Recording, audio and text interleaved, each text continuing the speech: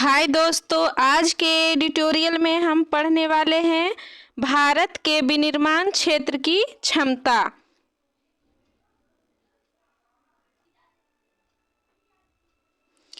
भारत का विनिर्माण क्षेत्र देश के आर्थिक विकास में एक महत्वपूर्ण योगदान करता है। यह भारत के सकल घरेलू उत्पाद जीडीपी में 15% हिस्सेदारी रखता है और देश के लगभग 12% कार्यबल को रोजगार प्रदान करता है।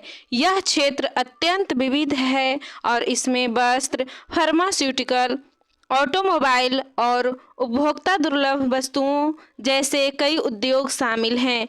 हाल के वर्षों में भारत सरकार ने विनिर्माण क्षेत्र को बढ़ावा देने के लिए कई पहल किए हैं, जिसमें मेक इन इंडिया अभियान इनमें से एक प्रमुख पहल है, जो देश के सकल घरेलू उत्पाद में विनिर्माण क्षेत्र की हिस्सेदारी को बढ़ाने और घरेलू विनिर्माण के विकास को बढ़ावा देने पर लक्षित है। सरकार ने इस क्षेत्र में विदेशी निवेश को आकर्षित करने के लिए कई विशेष आर्थिक जोन भी स्थापित किए हैं।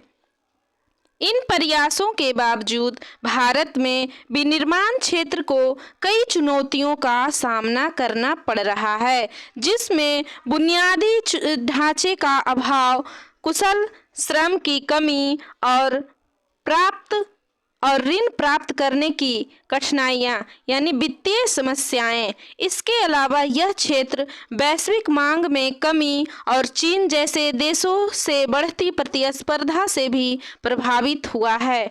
हालांकि यह परिदृश्य इस क्षेत्र में विकास के बृहत अवसर भी प्रदान करता है और उम्मीद की जाती है कि सतत सुधारों के माध्यम से भारतीय अर्थव्यवस्था के विकास में यह उल्लेखनीय भूमिका निभा सकेगा।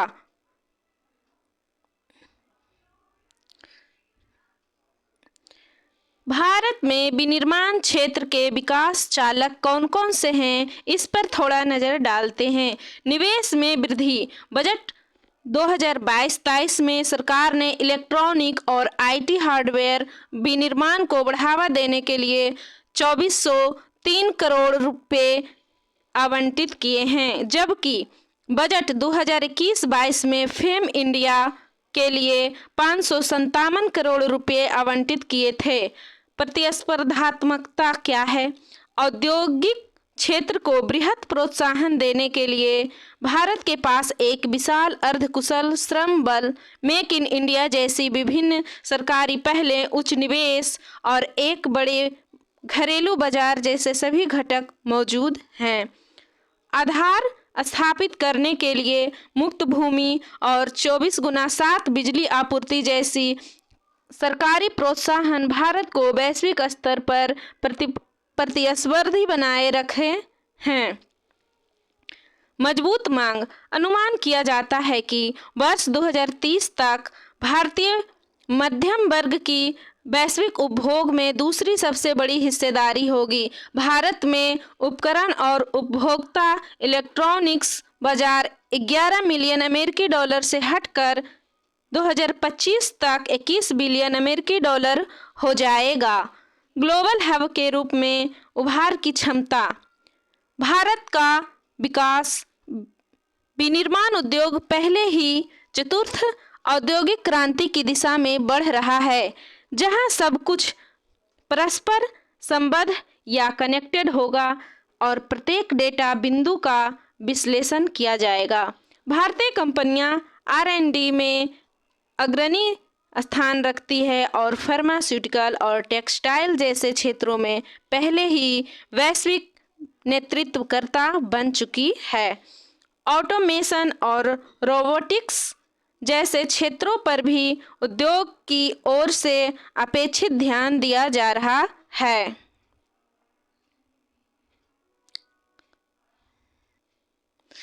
इसके बावजूद भी भारतीय विनिर्माण क्षेत्र से जुड़ी प्रमुख चुनौतियों भी कदम कदम पर चुनौती दे रही है, जैसे कि अपर्याप्त प्रौद्योगिकी आधारित अवसंरचना।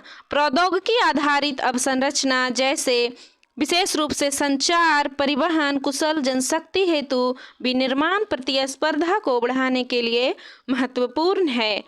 दूर संचार सुविधाएं मुख्य रूप से बड़े शहरों तक ही सीमित है। अधिकांश राज्य विद्युत बोर्ड घाटे में चल रहे हैं और दयनीय स्थिति बनी हुई है। एमएसएमई के लिए ऋण तक पहुंच। ऐसा प्रतीत होता है कि मध्यम और बृहद पैमाने के औद्योगिक और सेवा क्षेत्रों की तुलना में सूक्ष्म लघु एमएसएमई, सूक्ष्म लघु मध्यम उद्यम के लिए ऋण तक अनुकूल पहुंच की कमी और कार्यशील पूंजी की उच्च लागत की स्थिति है। कुशल श्रम की कमी। भारत में विनिर्माण क्षेत्र में प्रशिक्षित और कुशल श्रमिक की कमी है, जो इस क्षेत्र के विकास को सीमित करती है। जटिल विनियमन और कमजोर आपूर्ति श्रृंखला। भारत में विनिर्माण क्षेत्र लाइसेंस, टेंडर, ऑडिट जैसे कई जटिल विनियमों के अधीन है, जो व्यवसायों के लिए बोझ हो सकते हैं, उनके विकास में बाध्यकारी बन सकते हैं। इसके अलावा यह क्षेत्र प्रायः कमजोर या खराब आपूर्ति श्रृंखला प्रबंधन से भी ग्रस्त है, जिससे अक्षमता और लागत में वृद्धि हो सकती है। अन्य देशों से प्रतिस्पर्धा और आयात। भारत के विनिर्माण क्षेत्र को अन्य देशों से तीव्र प्रतिस्पर्धा का सामना करना पड़ रहा है, जिससे घरेलू व्यवसायों के लिए वैश्विक बाजार में प्रतिस्पर्धा करना कठिन हो सकता है। इसके अलावा भारत अभी भी परिवहन उपकरण, मशीनरी, लोहा, इस्पात, कागज, रसायन, उर्वरक, प्लास्टिक सामग्री आदि के लिए विदेशी आयात पर निर्भर है। विदेशी आयात पर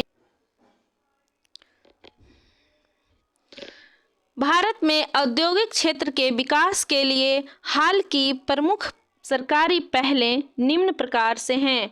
उत्पादन लिंक्ड प्रोत्साहन। घरेलू विनिर्माण क्षमता को बढ़ाने के लिए पीएम गति शक्ति master plan, multi modal connectivity अवसंरचना परियोजना, भारत माला परियोजना। पूर्वोत्तर भारत में कनेक्टिविटी में सुधार लाने के लिए स्टार्टअप। भारत में स्टार्टअप संस्कृति को उत्प्रेरित करने के लिए मेक इन इंडिया। भारत को एक वैश्विक डिजाइन और विनिर्माण केंद्र में बदलने के लिए आत्मनिर्भर भारत अभियान।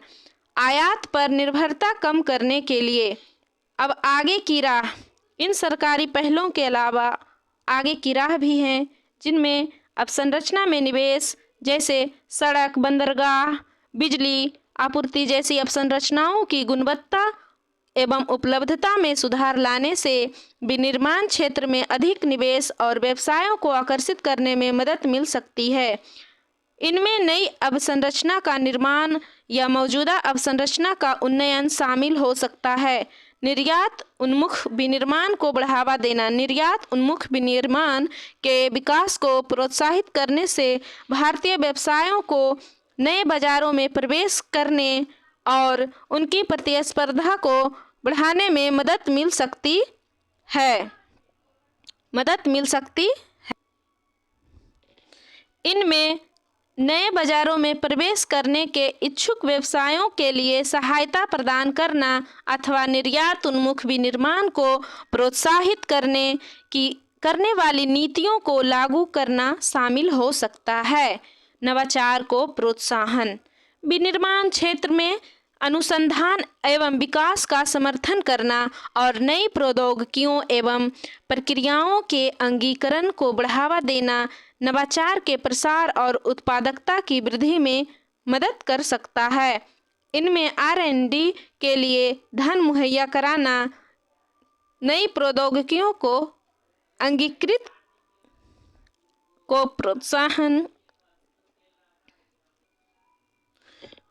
प्रोत्साहन करने वाली नीतियों को लागू करना शामिल हो सकता है। वित्त तक पहुंच में सुधार लाना।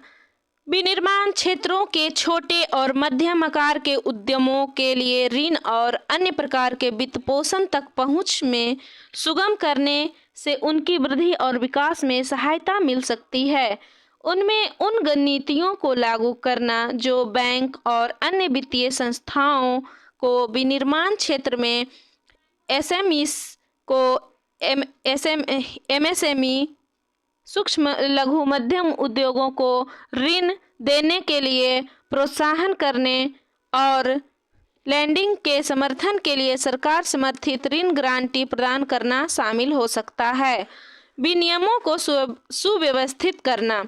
विनियमों को सरल और सुव्यवस्थित करने से व्यवसायों पर बोझ कम करने और विनिर्माण क्षेत्र में अधिक निवेश को प्रोत्साहन करने में मदद मिल सकती है। इनमें लाइसेंस और परमिट प्राप्त करने की प्रक्रिया को सुव्यवस्थित करना या अनुपालन आवश्यकताओं को सरल बनाना शामिल हो सकता है।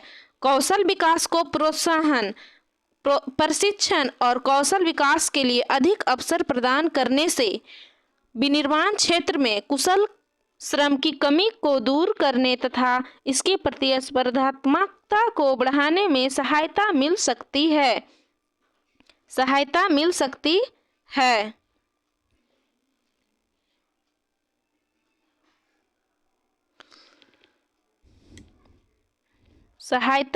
मिल सकती है।